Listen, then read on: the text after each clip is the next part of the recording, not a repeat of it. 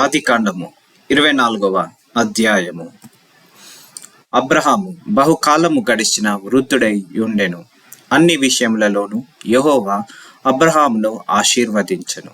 అప్పుడు అబ్రహాము తనకు కలిగిన సమస్తమును ఏలుచుండిన తన ఇంటి పెద్ద దాసునితో, నీ చెయ్యి నా తోడ కింద పెట్టుము.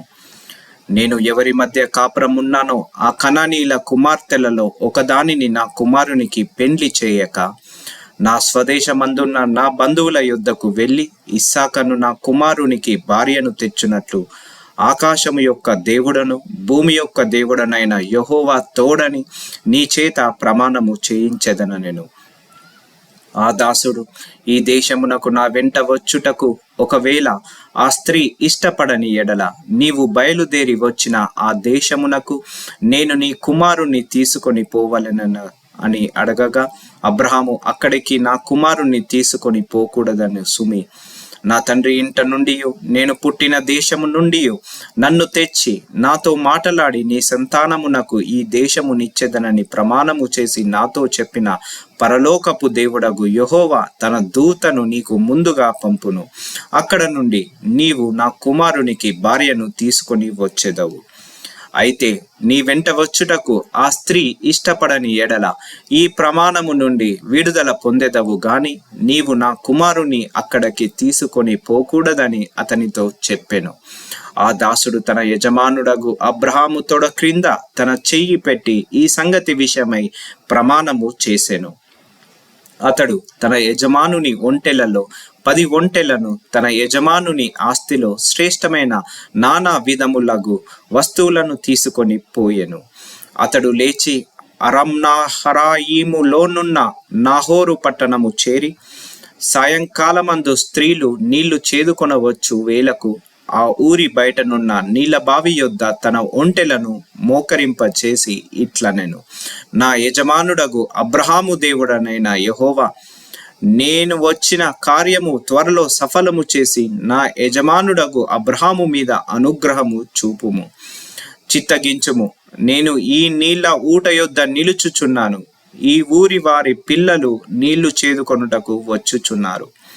కాబట్టి నేను త్రాగునట్లు నీవు దయచేసి నీ కడవను వంచుమని నేను చెప్పగా, నీవు త్రాగుము, నీ ఒంటెలకును నీళ్లు పెట్టెదనని ఏ చిన్నది చెప్పునో ఆమెయే నీ సేవకుడైన ఇస్సాకు కొరకు నీవు నియమించినదై ఉండును గాక.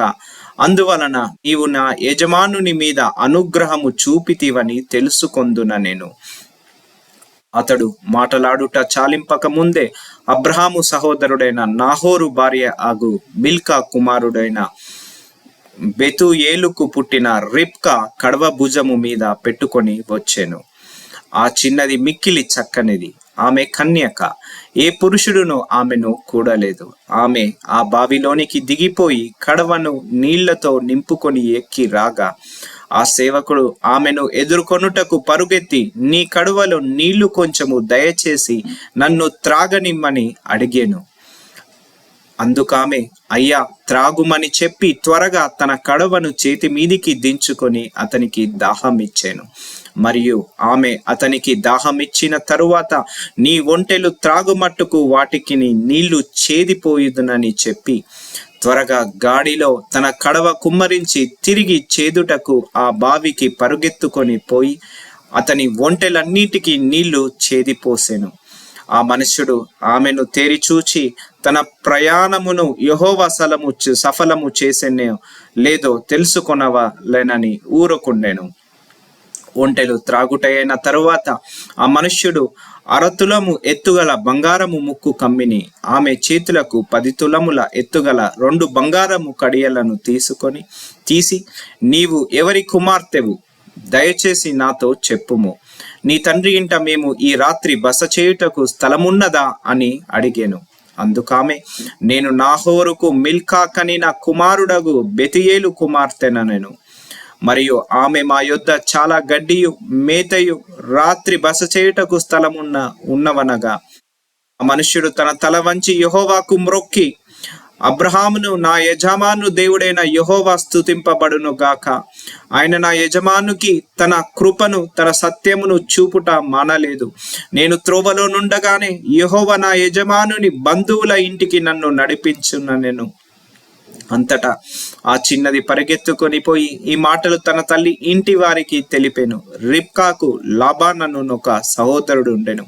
అప్పుడు లాబాను ఆ బావి దగ్గర వెలుపటనున్న ఆ మనుష్యుని యొద్దకు పరిగెత్తుకొని పోయెను. అంతటా ఆ ముక్కు కమ్మిని తన సహోదరి చేతులనున్న ఆ కడియములను చూసి ఆ మనుష్యుడు ఇలాగు నాతో మాటలాడేనని తన సహోదరి అయిన రిబ్కా చెప్పిన మాటలు విని ఆ మనుషుని యొద్దకు వచ్చెను. అతడు ఆ బావి యొద్ద ఒంటెల దగ్గర నిలిచి ఉండగా, లాబాను యెహోవా వలన ఆశీర్వదింపబడిన వాడా, లోపలికి రమ్ము, నీవు బయట నిలువనేలా, ఇల్లును ఒంటెలకు స్థలమును నేను సిద్ధము చేయించి తిననెను. ఆ మనుష్యుడు ఇంటికి వచ్చినప్పుడు లాబాను ఒంటెల గంతలు విప్పి ఒంటెలకు గడ్డియు మేతయు కాళ్ళు కడుగుకొనుటకు అతనితో కూడా నున్న వారికి నీళ్లు ఇచ్చి అతనికి భోజనము పెట్టించెను గాని అతడు నేను వచ్చిన పని చెప్పక మునుపు భోజనము చేయననగా లాబాను చెప్పమనెను.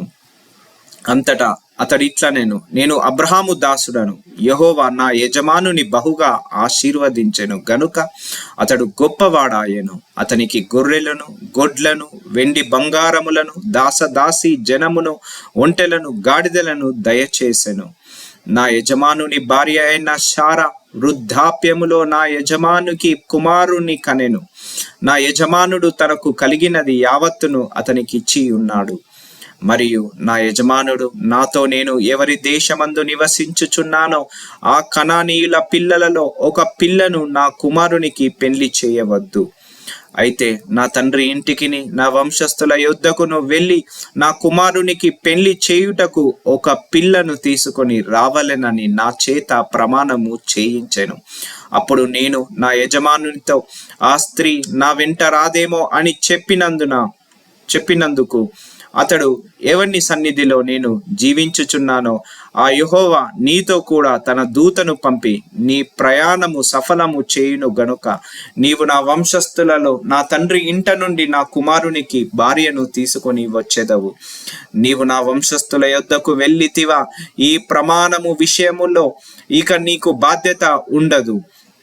వారు ఆమెను ఈయని ఎడల మీకు ఈ ప్రమాణము విషయములలో నీకు బాధ్యత ఉండదని చెప్పెను.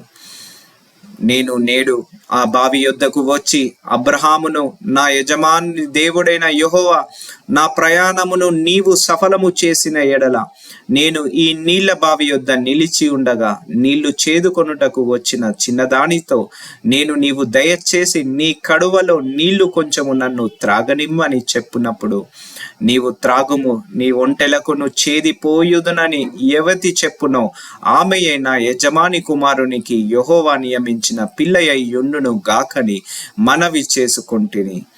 నేను నా హృదయంలో అట్లు అనుకొనుట చాలింపక ముందే రిబ్కా భుజము మీద తన కడవను పెట్టుకొని వచ్చి ఆ బావిలోనికి దిగిపోయి నీళ్లు చేదుకొని వచ్చెను.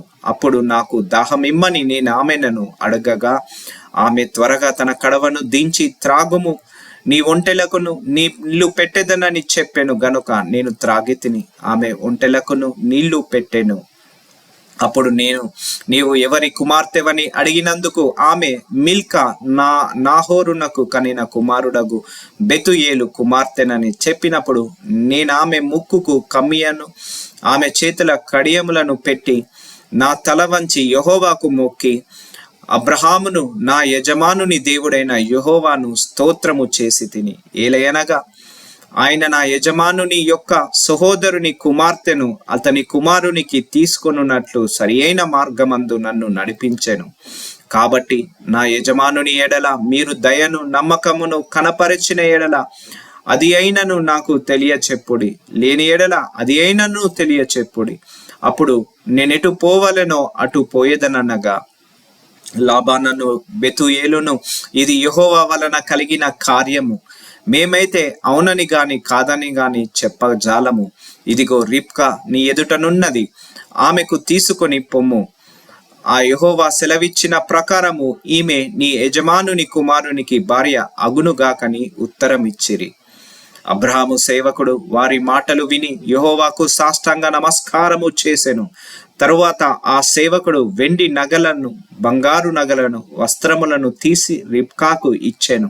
మరియు అతడు ఆమె సహోదరునికి తల్లికిని విలువగల వస్త్రములు ఇచ్చెను. అతడును అతనితో కూడనున్న మనుష్యులను అన్నపానములు పుచ్చుకొని అక్కడ ఆ రాత్రి అంతయు నుండిరి. ఉదయమున వారు లేచినప్పుడు అతడు నా యజమానుని యొద్దకు నన్ను పంపించుడని చెప్పగా, ఆమె సహోదరును ఆమె తల్లియు, ఈ చిన్నదాని 10 దినములైనను మా యొద్ద ఉండనిమ్ము, ఆ తరువాత ఆమె వెళ్ళవచ్చుననిది.